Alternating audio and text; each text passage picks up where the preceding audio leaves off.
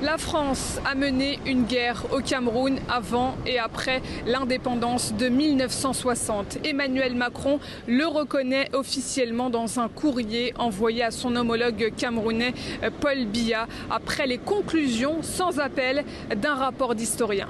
Une guerre avait eu lieu au Cameroun, au cours de laquelle les autorités coloniales et l'armée française ont exercé des violences répressives de nature multiple dans certaines régions du pays, guerre qui s'est poursuivie au-delà de 1960, avec l'appui de la France aux actions menées par les autorités camerounaises indépendantes. Il me revient d'assumer aujourd'hui le rôle et la responsabilité de la France dans ces événements. D'après ce rapport de plus de 1000 pages, le glissement de la répression des autorités coloniales françaises vers une guerre a coûté la vie à des dizaines de milliers de personnes. Le président français avait annoncé en juillet 2022 au Cameroun la création d'une commission mixte franco-camerounaise visant à faire la lumière sur la lutte de la France contre les mouvements indépendantistes et d'opposition au Cameroun entre 1945 et 1971.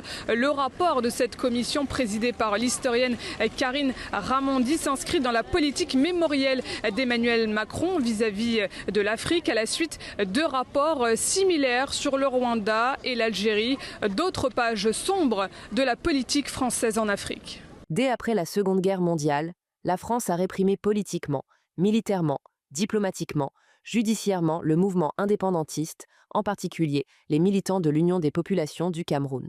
Les archives révèlent notamment des violences ciblées sur les femmes, dont certaines étaient enceintes. Le bilan le plus plausible reste des dizaines de milliers de morts.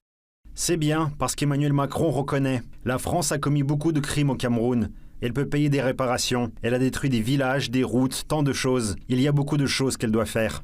Pour rappel, en déplacement au Rwanda en 2021, Emmanuel Macron a reconnu la responsabilité de la France dans le génocide des Tutsis perpétré en 1994.